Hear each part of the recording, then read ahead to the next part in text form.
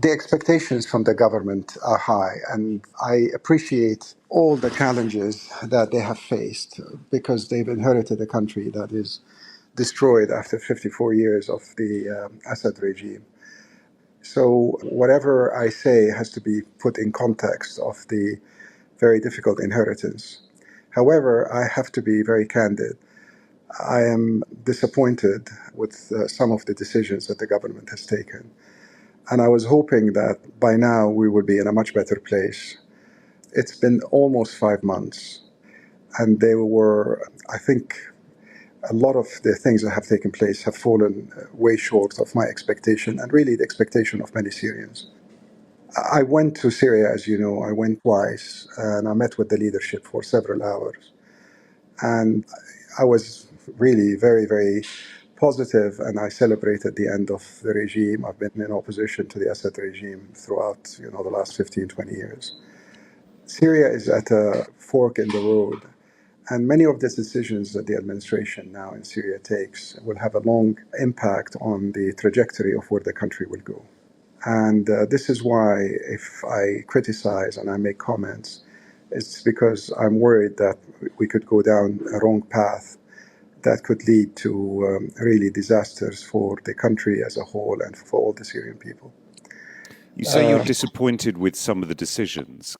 Can you tell me which decisions? Well, I am disappointed, first of all, with the administration taking wholehearted authority to make some very drastic decisions for the country. That when you have a revolutionary legitimacy as a result of a military faction taking power throughout a small transition period, there should be a very defined and limited authority for that administration, which is to secure the country and provide immediate relief for the people, but to prepare for free and fair elections. The administration has made decisions. They dismantled the entire army. I could see that you have to dismantle some divisions in the army and maybe some of the military officers that have blood on their hands. They dismantled the police force. They sacked thousands of civil servants. They sacked many employees because of their sect, because of their ethnic background. They have formed a new army where the leadership is all from one color. It is not representative of all the other military factions. I'm including the Kurds and the Druze and the others. There are no senior officers in the army that represent the other factions. Most of them are allies of HTS. The one color. I'm sorry to interrupt, Mr. Asfari, but on that, HTS have said, look, we want the others to come and join us. But they're waiting for example, the Druze militia to give up their arms and join the National Army.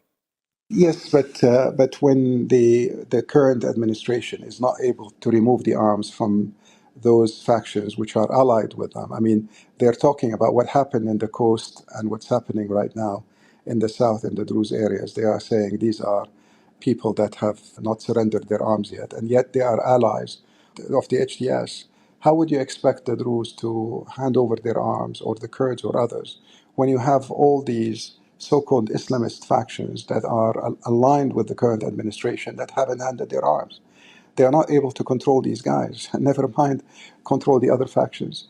But more importantly, if you want to bring the Druze and you want to bring the Kurds and others, you have to have a military council where the power is distributed. You don't have all the leadership of the army right now in the hands of the HTS and in the hands of some foreign fighters as well, and then ask the others to come in with no authority or no power.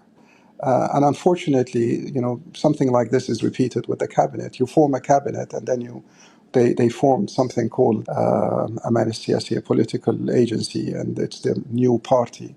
And in every government ministry, you're going to have somebody representing this political agency, and nobody knows the authority of the minister versus the political agency.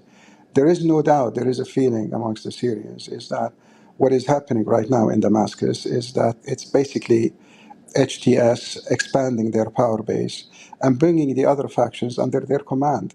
And that's not something that many of the other Syrian parties would accept. There has to be power sharing.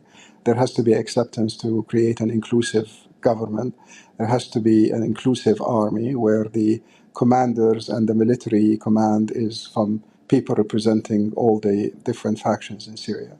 And that's the only way we can create a united Syria, an inclusive Syria that represents the mosaic of different ethnicity, different religions, and different backgrounds. And you can't alienate, for instance, the entire Alawite community because of the Assad regime.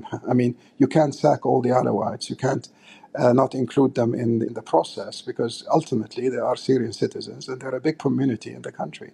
So I feel that the alienation that's taking place is causing increased fragmentation. It's allowing Israel to attack, calling for protection of the Druze community when the Druze are Syrians. I mean, this is the last thing we want, a foreign power to come and provide protection to a community in the country.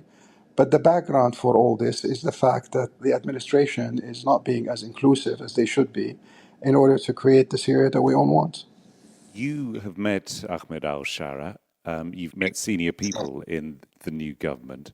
There is a reading that you hear from some Syrians that actually al-Shara's problem is that he is not powerful enough. He's not confident enough to kick out the foreign fighters, the really unreformed, hardline jihadists, the people who are still allied to Al-Qaeda or other jihadist groups. What do you make of that interpretation? I really don't know. I mean, I'll be honest with you. I don't know. I mean, I like Shara. I like the interim president. We got along very well. He listens. He's smart. He's thoughtful. So I am not judging him on what he told me. I'm judging on the overall actions of the administration the last 5 months. I think the priority for him and for the people around him is to secure their position in government. And I think they may feel that if they were to alienate some of the people around them, this could undermine the viability or their ability to continue to control things. It is not easy, obviously. It's not easy because he's trying to balance those who have fought with him for 14 years and have effectively been part of their march to Damascus and the demand of all the other people in Syria to participate in the process. There is this logo, going on amongst his fighters saying those who have liberated the country will have to rule. The reality is, he himself said he's not the only person who liberated the country. All the Syrian opposition, all the people who went in demonstrations in Syria had a role to play. The diaspora outside who has lobbied for sanctions against Assad and so on and so forth. So everyone had at stake in this game. But the way this administration is behaving, as if none of the other people who have suffered in the last 50 years, or certainly in the last 14 years since the uprising, have been included in this process. I'm not claiming it's easy. I know he has some challenges, and I think he is probably willing to deliver on this, and he's trying to balance the two. But at the end of the day, we are where we are right now. We have a situation where we have many communities that feel alienated. We have a de facto fragmentation. We have a reluctance on the part of the people outside HTS hand over their arms. We have a constitutional declaration, which in my mind is very short of the expectations of the Syrians. It gives unfettered and unlimited power to the president without checks and balances. There is no proper separation of authorities between the legislative, the executive, and the judicial branches of power. There is no talk about democracy at all. Democracy is not part of the declaration or not part of the final communique from the National Dialogue Conference. So people are asking themselves, are we going into another kind of system where we have a new type of dictatorship? The period for the transitional period, initially was talked about being 2 to 3 years, and suddenly it's 5 years. 5 years is more than a term of a president in many other countries. And there are all these things, and really my big worry about all this is that we're heading in a direction which is not as inclusive as I want it to be, not as democratic, not as open, not as transparent. And these are all things that many of us in the opposition have fought all our lives not to have. So yes, we welcome a new chapter, we welcome getting rid of Assad, but we wanted a Syria that is inclusive, where all the Syrians are equal citizens, where everybody participates in the process, where we have a very transparent and democratic system. We're open to the world. And this is really not what I see right now after 5 months. Given all you're saying, I just wonder, I mean, this may not be your intention, and you've talked about the importance of inclusivity and democracy in a political transition, but actually, for those outside powers that are keeping sanctions on Syria, and, the sanctions are crippling what is an already battered economy, in a sense, it's going to be difficult for those outside governments that do have the sanctions to see a reason now to lift them, given all that you're saying. Well, look, this is correct. There are actions that can be taken. I think the international community has pledged some relief in the last Brussels conference, but they want that relief to come through the international NGOs and the local NGOs. So there is money coming to the country for relief, but not coming through the government. The concern of many of the Western countries in terms of lifting sanctions, particularly the Americans are very concerned that if funding is to come, it will be utilized to recruit more and more Sunni fighters, and we will end up having an expanded HTS presence in Damascus. So they want an oversight, and they want to ensure that the army is an army that is there to protect the state and not to protect a military faction. So you think that caution about lifting sanctions is justified, just to be clear? Well, some of it is absolutely justified when it comes to, for instance, the foreign fighters. The Western powers in the US is very concerned about having an army that is ultimately going to be fighting ISIS. They have to have an army that they can trust to fight ISIS. So some of those actions are justified. Some of them are maybe used as a point of leverage. But the government has to do absolutely everything possible in order to meet some of these conditions, in order to get these sanctions lifted. And it's no good to say, well, these sanctions were only imposed on Assad before and Assad has gone, so lift them and we're going to behave the way we're going to behave. They have to take those demands very seriously, because at the end of the day, it's the well-being and the livelihood of the Syrian people. And that is much more important than anything else. I personally think that the complete lifting of sanctions will take time. There is work that is taking place about extending the general license in the US. There is work that will work to ensure that relief goes to the Syrian people to improve the livelihood. But an outright lifting of the sanctions will not happen without meeting some of the conditions that are set by the international community. And that's been laid out very barely and clearly by the US in letters that were given to the administration.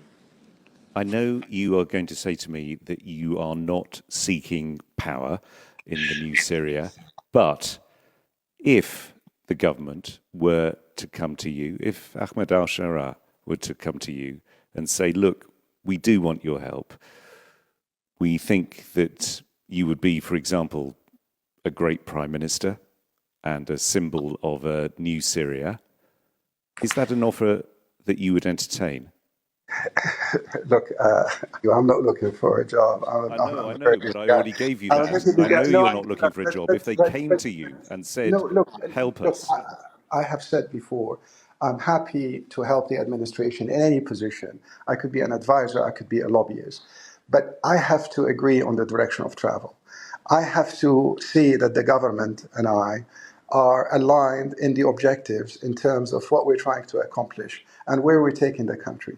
Once that is agreed, and we have agreed that we want to create a country that's inclusive, where we're all equal citizens, where there is a complete separation between church and state, where religion is not the principal source of legislation in the country, where you don't have to have a Muslim as a president, if we talk about a modern, inclusive state that is democratic, yes, of course, I will help in any capacity. I don't need to be prime minister. I could be advisor, I could be envoy, I could be anything.